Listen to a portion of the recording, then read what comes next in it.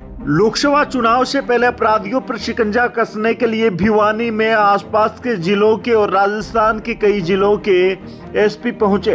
इस दौरान प्लानिंग की गई कि कितने नाके लगाए जाएंगे। सीसीटीवी कैमरा के साथ बहुत सारी टीमें गश्त करेंगी और अपराधियों को किसी भी सूरत में बदमाशी करने से रोका जाएगा। फिलहाल सुनिए क्या कहना है भिवानी के एसपी का।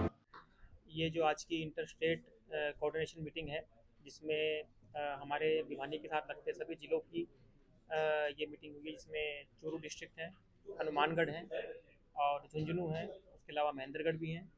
तो सभी जो डीएसपी स्तर, सीओ स्तर जो होता है, और जो एसएचओ हैं और एसपी, सभी ऑफिसर्स की आज यहाँ पर बैठक हुई है।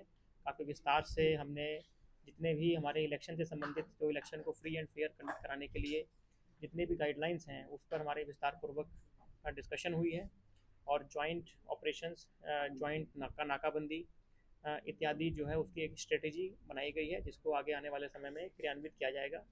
हमारा उद्देश्य ये है कि जितने भी स्थायी वारंटी एवं अन्य वांछित अपराधी हैं, जो कि हमारे एरिया में हैं और दूसरे ज़िलों में वांटेड हैं, या हमारे एरिया के दूसरे ज़िलों में छुपे हुए हैं, सो उन सभी की धरपकड़ करना, उसके साथ साथ नाकाबंदी को मजबूत करना, ताकि किसी भी तरह की सप्लाई ऑफ, चाहे वो शराब हो या कोई नकदी हो या कोई हथियार हो या अन्य कोई एनडीपीएस इत्यादि प्रतिबंधित वस्तुओं की किसी भी तरह की आवाजाही, उसको पूरी तरह से रोक लगाना, इस संबंध में हमारी पूरी डिस्कशन हुई है। हमारे पीओज, बेल जंपर्स इत्यादि, इनकी लिस्ट हमारी आपस में शेयर हुई है। तो कुल मिला के हमारी अच्छी एक डिस्कशन के बाद आगे की हमारी रूपरेखा बन चुकी है, और उसके अनुरूप हम काम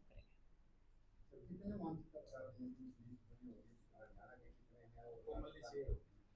देखिए, ये हर ज़िले के साथ अलग अलग नंबर्स में हैं, जो कि काफ़ी डिटेल लिस्ट है, जिसमें पीओ, बेल जंपर, अन्य तो it it runs in hundreds hundreds of them, जो नंबर टोटल हैं। अलग अलग डिस्ट्रिक्ट के साथ अलग अलग नंबर्स हैं उसके। तो वो हमारी आपस में शेयर हो गई है लिस्ट, हमारे व्हाट्सएप ग्रुप्स भी बन चुके हैं। और इसके ऊपर जो आपस में एसएचओ लेवल पे जो कोऑर्डिनेशन चाहिए, और जो डीएसपी स्तर पे जो कोऑर्डिनेशन चाहिए, वो भी हमारा आज हो गया है।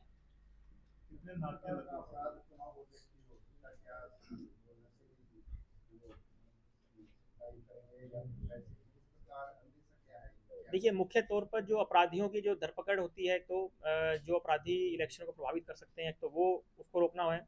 उसके अलावा जैसा कि मैंने बताया, तो आर्म्स की तस्करी है, या फिर एनडीपीएस की है, या फिर कैश की मूवमेंट है, जो ह्यूज अमाउंट ऑफ कैश, उसकी मूवमेंट को रोकना है। वो हमारा हम मान के चल रहे हैं कि इस प्रकार की हमारी, और एक लिकर की मूवमेंट को, इसको रोकने के लिए मुख्यतः हमारे फोकस रहेगा। कितने नाके लगाए गए हैं सर, कितनी टीमें?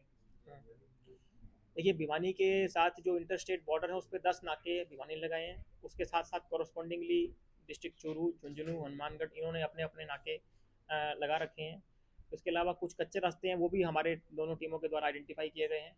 और जिस प्रकार से अपराधियों की धरपकड़ करने के लिए एक सरप्राइज एलिमेंट रखते हुए, हम स्थायी नाकों पे और हम अस्थायी कच्चे रास्तों पर भी नाकाबंदी करेंगे।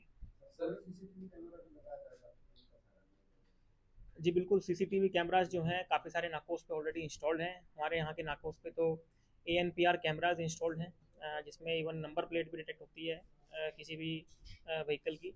तो मैक्सिमम नाकों पे सीसीटीवी की व्यवस्था है। जहाँ नहीं है, वो जल्दी आने वाले समय में हो जाएगी। सर, कोई भी सामान्य नागरिक जब क्रॉस करता है अलग अलग बॉर्डर से जाता है, तो किन बातों का मुख्य तौर पे ख्याल रखिए, क्योंकि ये लोग ध्यान रखते हैं? देखिए, अगर प्रतिबंधित वस्तुओं में से कोई भी उसके पास नहीं है, तो किसी प्रकार की चिंता की बात नहीं है। अपने डॉक्यूमेंट्स गाड़ी के प्रॉपर रखें, और नाके पर जब भी आपको रोका जाए, तो आप रुकें, और अपनी प्रॉपर चेकिंग करवाने उपरांत आप जा सकते हैं। यह सभी टीमों को दिशा निर्देश दिए गए हैं, किसी की भी हरासमेंट ना हो, आम जन से सौहार्दपूर्ण व्यवहार रखें। और अगर कोई प्रतिबंधित वस्तु आपसे मिलती है, तो उसकी ड्यू चेकिंग करने के बाद ही आप आगे जा सकते हैं। कोई लिमिट नहीं है? 50,000 से ज़्यादा की अगर नकदी आप लेके चलते हैं, तो इसमें उसको कैश सीजन में रखा जाता है। फिर आपको एक्सप्लेन करना होगा उसको to the team at the district level, कि उसको आप किस पर्पज़ के लिए और कहाँ से लेके आए थे। अगर वो सही पाया जाता है, तो वो रिलीज़ भी हो जाती है। इमरजेंसी के लिए कोई परमिशन लेनी पड़ेगी? फिर वो चेक करवा देता है या कोई वैल्यू दे देता है तो उसको छोड़ दिया जाएगा? देखिए 50,000 की अगर वो वहीं पर कोई कारण स्पष्ट कर देता है तो उसको वहाँ भी छोड़ा जा सकता है। अगर हमारे जो टीम चेकिंग अफसर है उसको इस पे संदेह होता है कि वो सही नहीं है या वेरीफाई नहीं कर पाता है उस कारण को, तो उसको सीज किया जाएगा। नेक्स्ट फिर टीम जो डिस्ट्रिक्ट लेवल की टीम है वो उसको चेक करेगी। ये इंश्योर किया जाएगा किसी प्रकार की हरासमेंट किसी के